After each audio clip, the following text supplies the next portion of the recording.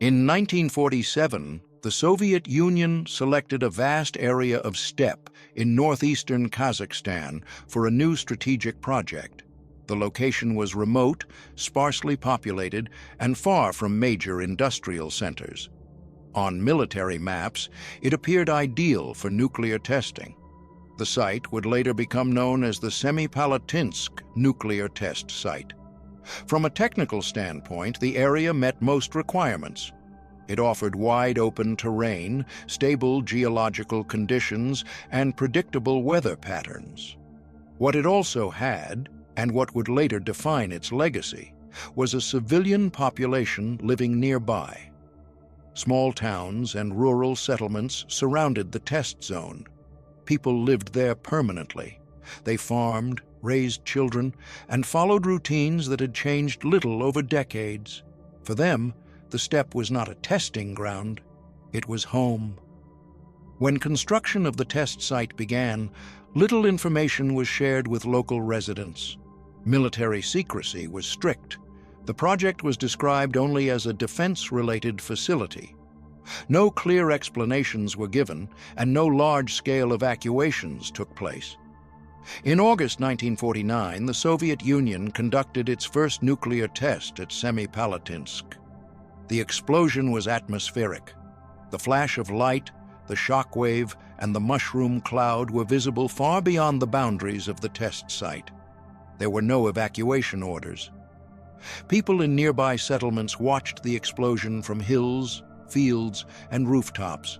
Some described the light as blinding. Others remembered windows shattering and dust falling from ceilings seconds later. Despite this, daily life resumed almost immediately. From the state's perspective, the test was a success. The Soviet Union had entered the nuclear age. Further tests followed, each one contributing to weapons development and military strategy. Between 1949 and 1963, hundreds of nuclear detonations were carried out at the site, many of them above ground. During this entire period, civilian settlements remained in place. Towns expanded, children were born, generations grew up within reach of repeated nuclear explosions.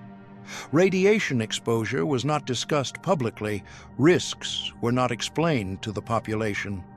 The presence of civilians near the test site was not treated as a problem, but as an acceptable condition of the program.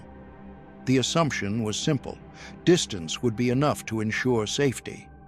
That assumption would shape the lives of tens of thousands of people, long after the nuclear clouds had disappeared from the sky.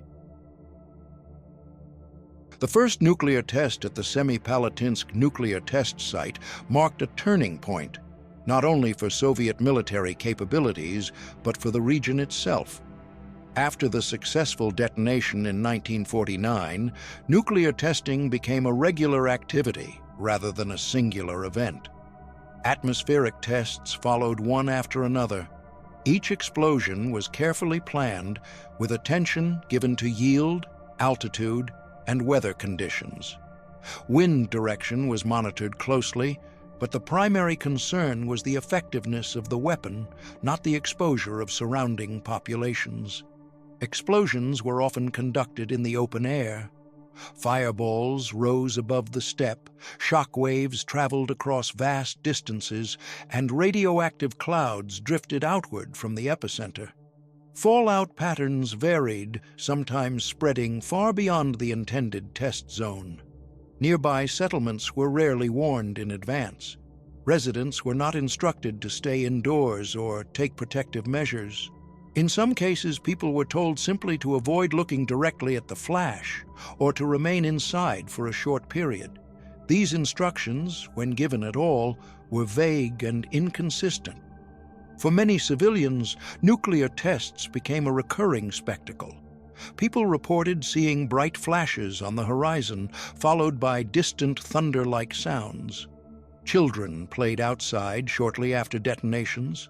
Livestock grazed on contaminated land.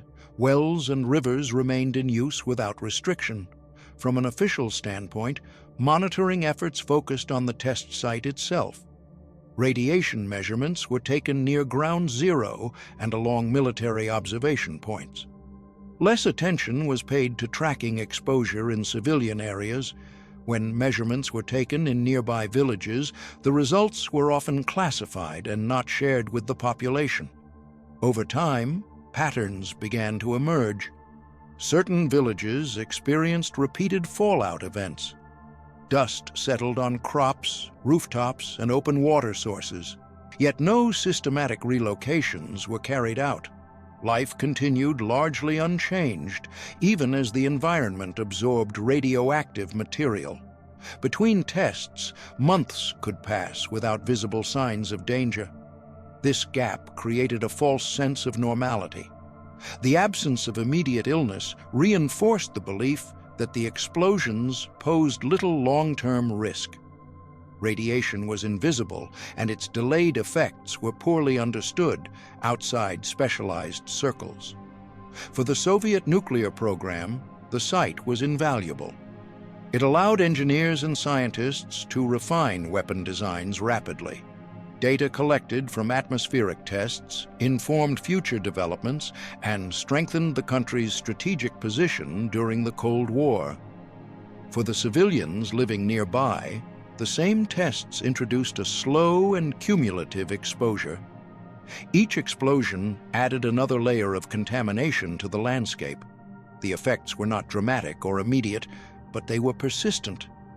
By the early 1950s, nuclear detonations had become part of the regional routine. The tests were no longer isolated events. They formed a continuous background to everyday life, visible, audible, and largely unquestioned. The long-term consequences of this exposure were not yet apparent, but the conditions that would shape them were already firmly in place. Between nuclear tests, life in the surrounding region appeared stable and predictable.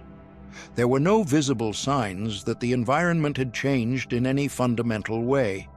Fields were cultivated, livestock was raised, and families followed seasonal routines that had existed long before the test site was established. Villages near the Semipalatinsk nuclear test site were not isolated outposts.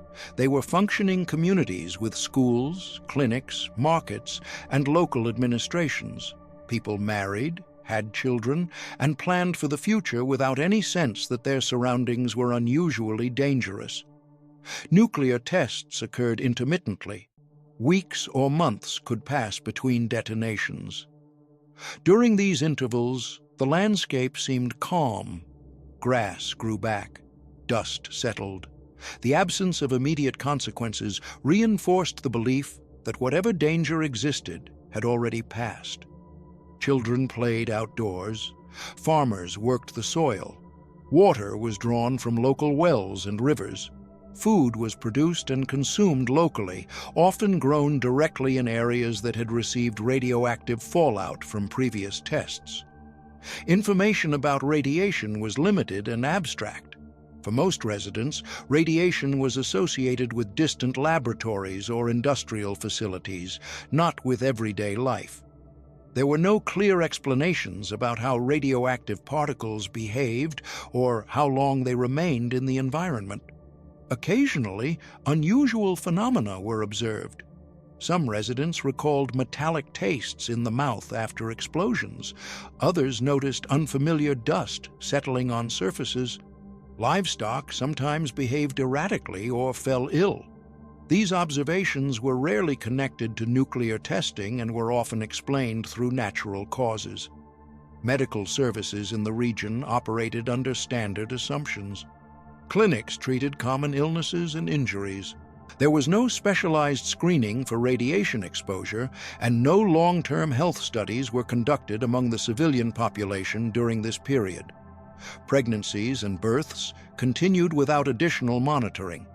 Expectant mothers were not informed of any potential risks. Infant health issues, when they occurred, were treated as isolated cases rather than part of a broader pattern. The rhythm of life between detonations created a sense of separation between the tests themselves and their consequences. Explosions were dramatic but brief. Daily life was continuous. This contrast made it difficult for residents to associate long-term health outcomes with events that seemed temporary and distant. From the perspective of authorities, the lack of immediate crisis supported the continuation of testing. The absence of mass illness or visible environmental collapse was interpreted as confirmation that safety margins were sufficient. Over time, however, exposure accumulated. Radioactive isotopes settled into soil and water. They entered food chains and remained present long after each individual explosion. The effects were subtle, spreading across years rather than days. For those living near the test site, this gradual exposure was indistinguishable from normal life. There were no alarms, no evacuations, and no official warnings that would have suggested a fundamental threat. By the mid-1950s, an entire generation was growing up in an environment shaped by repeated nuclear testing. For them, explosions on the horizon were not extraordinary events, but part of the background of life. The separation between detonations and consequences remained intact. The connection would only become visible much later, when patterns emerged that could no longer be ignored. For many years, the health effects of nuclear testing near the Semipalatinsk nuclear test site remained largely undocumented. There was no immediate medical crisis that demanded attention. Instead, changes in public health appeared slowly, often blending into general statistics and everyday medical practice. Local clinics began to notice shifts that were difficult to explain. Certain illnesses appeared more frequently than expected. Cancer rates increased over time, particularly cancers of the thyroid, stomach, and blood.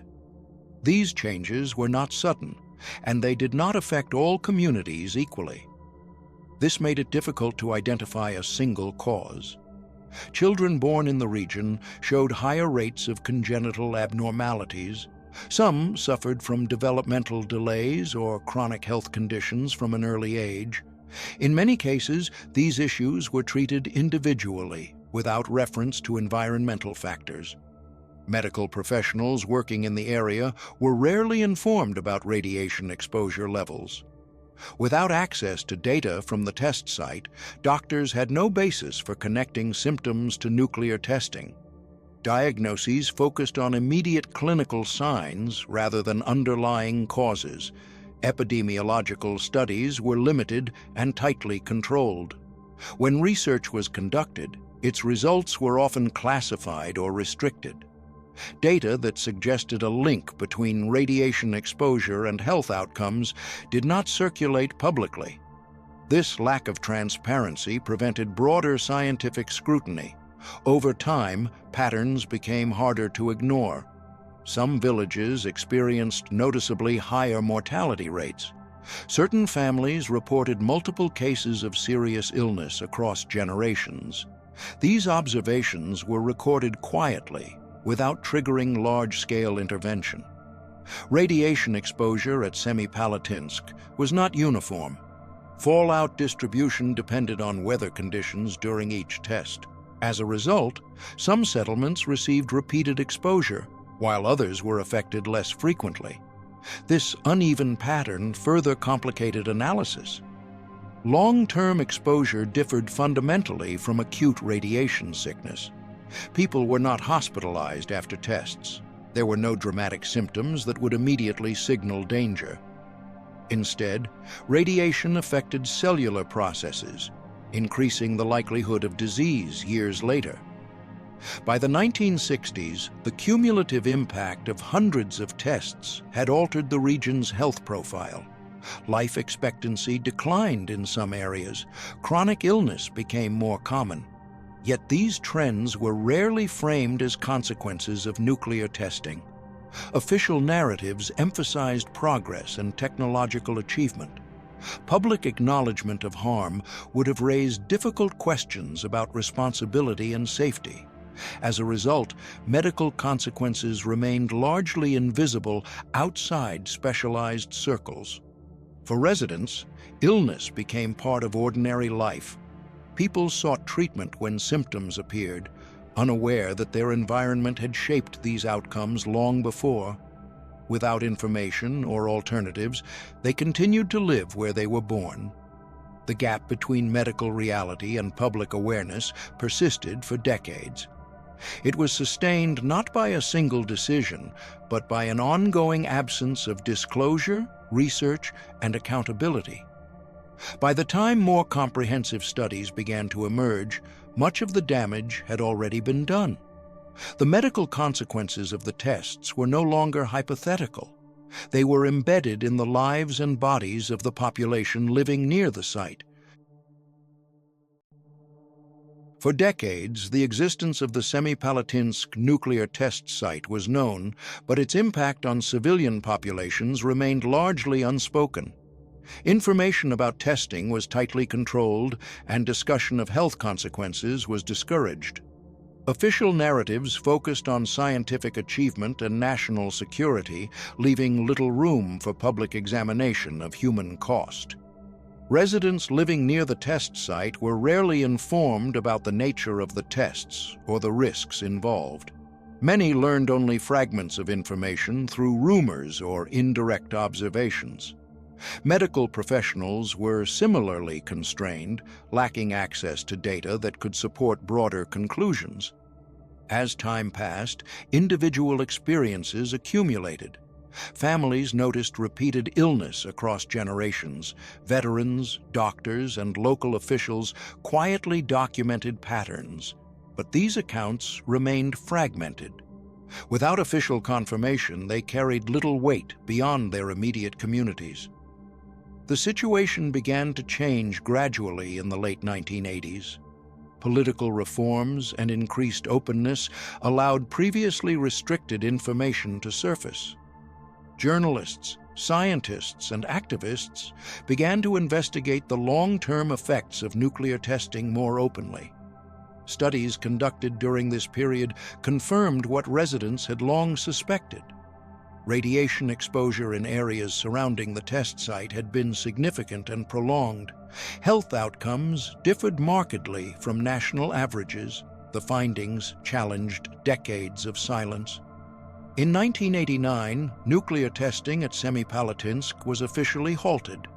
This decision was driven by a combination of political pressure, public activism, and growing awareness of the consequences.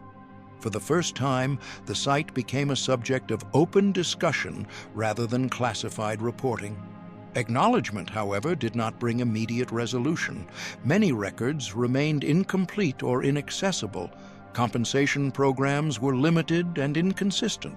Determining eligibility required proof that many residents could not provide. For those affected, recognition came late. Illnesses had already progressed. Generations had grown up under exposure without informed consent. While the end of testing marked a turning point, it did not reverse decades of accumulated harm. The process of acknowledgement was uneven. Some communities received attention and support. Others remained overlooked.